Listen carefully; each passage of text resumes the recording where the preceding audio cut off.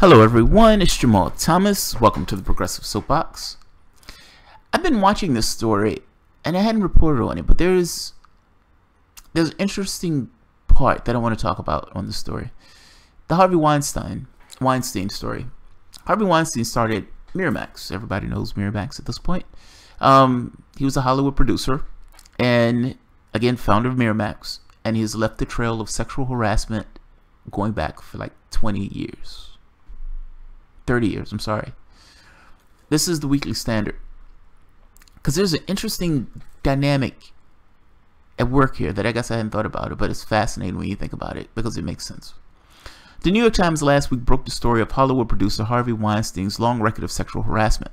Actresses, including Rose McGowan and Ashley Judd, came forward to detail Weinstein's depredations, and so did former employees of the man who founded one of the most important independent film companies of the last 30 years. Miramax.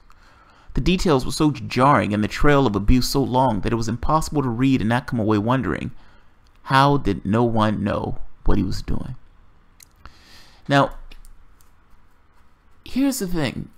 Whether you're talking about churches, whether you're talking about companies, whether you're talking about Hollywood producers, what you're ultimately just talking about are people in powerful positions that have a certain amount of influence.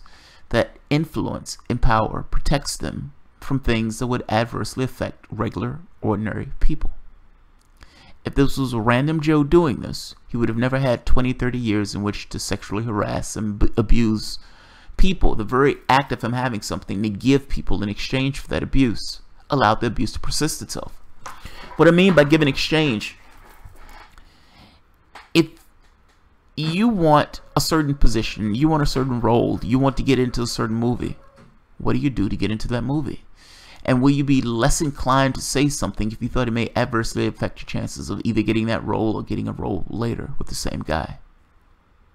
It insulates. This is weekly, and let's continue. But of course, people who know about Harvey Weinstein, this puts me in the mind of the Bill Cosby thing, if I'm being honest. Or the Bill O'Reilly thing, for that matter. Like the New York Times, for instance.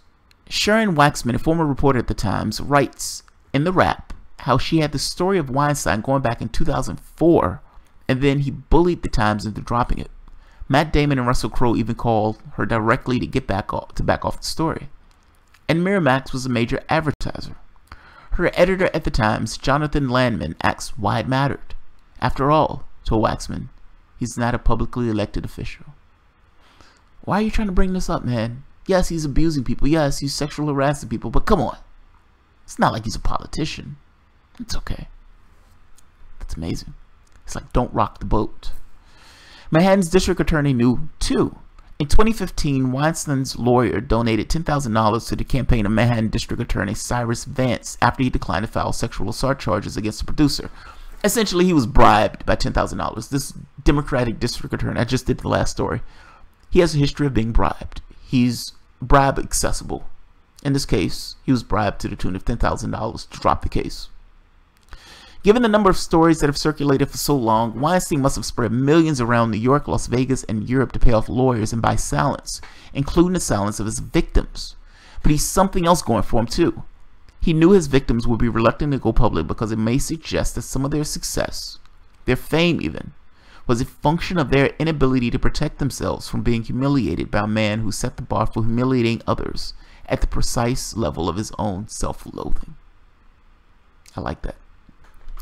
Hollywood is full of connoisseurs like Weinstein, men whose erotic imaginations are fueled primarily by humiliation, who glut their sensibilities with the most exquisite refinements of shame. I love it. I love the way this person is writing. This is amazing. He's feeling himself. A journalist once told me about visiting another very famous Hollywood producer. You know the name, who exhibited my friend's collection of photographs of famous female actresses. You know their names, too, performing sexual acts for his viewing. For his private viewing. As with Weinstein, the man's main chief thrill was humiliation, and the more famous the target, the more roundly it was savored. Even her, a big star, these people would do anything to land a role. They're so awful, they'll even do it for me. You have a society that's built around this idea of scarcity. Do you have porn stars in a society that doesn't have cash? Meaning, if you take away the pressures of that society in order for people to make ends meet, do you still have porn stars? Yes, you have a movie industry, but do you have a movie industry in this particular way? Meaning, do you get people performing sexual roles or sexual favors in order to land a role and shutting up about it if the issue of cash and scarcity wasn't on the table? If that makes sense. I hope I'm saying that correctly. All I'm getting at is there's a certain amount of pressure put on the individual in this case. They're in a situation where somebody who's holds the keys to whether or not they're going to get a particular role or whether they're going to work in a particular industry, and either they fall in line or they walk away. How many are prepared to actually walk away? That's the point I'm getting at. The very office itself allows a certain force on that particular person, on that particular individual. And in this particular case, they're looking at it as the bigger the star, the more humiliating, the better it is. That's amazing. That's amazing. That's absolutely amazing.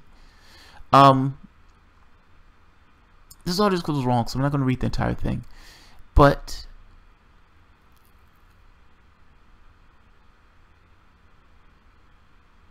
there is one part right here. You know the old joke about Washington, that it's Hollywood for ugly people. Kennedy, that's funny. That's funny. Hollywood is, yeah, the old joke about Washington, that it's Hollywood for ugly people. Kennedy thought that it was unfair to Washington and that the people in the nation's capital had the capacity for glamour, too. But it turns out that the joke works in the opposite direction. Hollywood is for ugly people, too. That was Harvey Weinstein's essential insight and how he managed to combine the worlds of politics, entertainment, and media. They're all repulsive, and I know they're disgusting, or else they wouldn't be courting, of all people, me. That's Weinstein's comment. Thus, his fortress was quarried from the misshapen material of human vanity, ambition, and greed. Writers and journalists, the intellectuals in his mind, were nearly as contemptible as actors. They wouldn't dream of crossing a guy who could turn them into culture heroes with a phone call. Hey, I just optioned your novel, and I already know who's going to make it the movie. Oh yeah, please confirm that you don't, like, I think may have heard, have a reporter looking into a story about me. This wording is a little weird to me, but what they're trying to get at is, you may know something about me, but ultimately I control the keys to your career. And with a phone call, I can even kill that career, or I can make your dreams come true. If a reporter is calling about me, shut up. Power, man. It's not just he's a producer, it's the fact that you live in a system where their scarcity is on the line. Their careers are on the line. How they're going to make their ends meet is on the line. And for the most part, he can exert a certain amount of pressure on these women to shut up, in addition to the people who are around them to also shut up and toe the line. This story had been out for a while. The point of this article, this is a long article, but the point of the article is the story had been out for a very long time. People already knew. It was an open secret. It didn't come to light because people didn't want it to come to light because they thought it would adversely affect them as individuals if that story came to light. It's amazing. It's amazing. No, we don't care about the people being abused. I care about my career. Fuck those people who are being abused.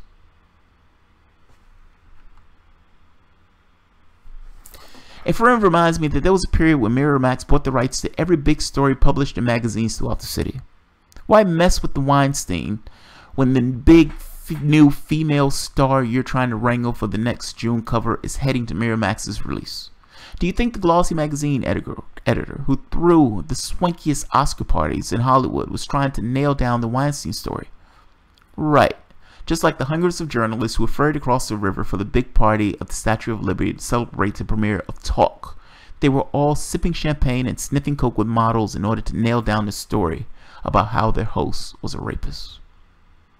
That's why the story of Weinstein finally broke now. It's because the media industry that once protected him has collapsed.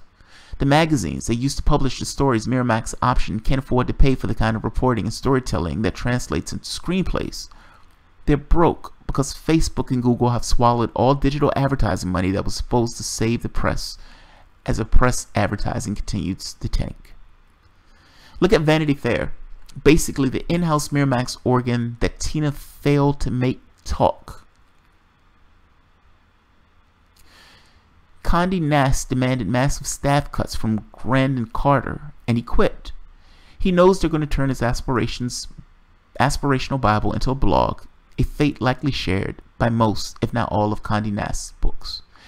Look, they're trying to make this point that the money that used to go to these places are now going to Google and Facebook. So it's not a situation where Miramax is buying up all of stuff anymore. Ultimately, the money that used to flow about, they used to protect them, is no longer there. Once the money stopped flowing, the protection went away, meaning he was fair game. That story that was floating about now all of a sudden can bubble to the top because there's nothing to stop that story from bubbling to the top.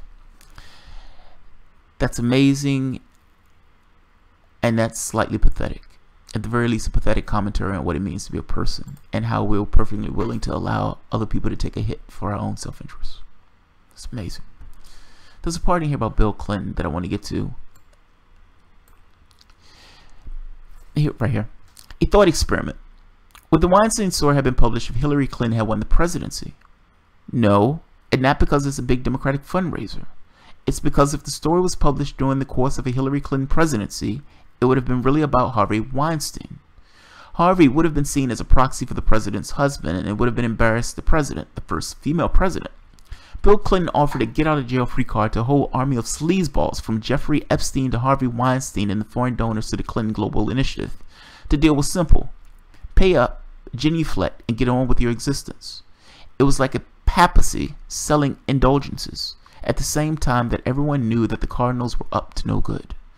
The 2016 election demolished Clinton's world once and for all, to be replaced by a cult of Obama, an austere sect designated by their tailored hair suits with Nuru collars.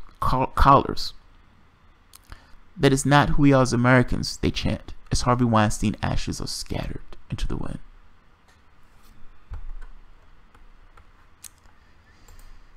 Look, power, man.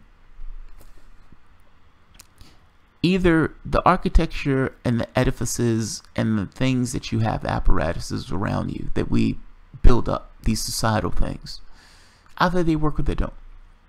In this case, this man went on for 30 years because he essentially could pay people off to shut up about him. He held the keys to the kingdom. If you wanted to have $1 million career or a multi-million-dollar career, you're going to shut up and you're going to fall in line. And for him, he got kicks and giggles off of essentially abusing people, particularly the more famous, the better. Good riddance to bad rubbish. I'll leave it at that. Alright guys, if you enjoy the content, feel free to share, write, subscribe, and of course, you can always support the work through Patreon. Thanks guys.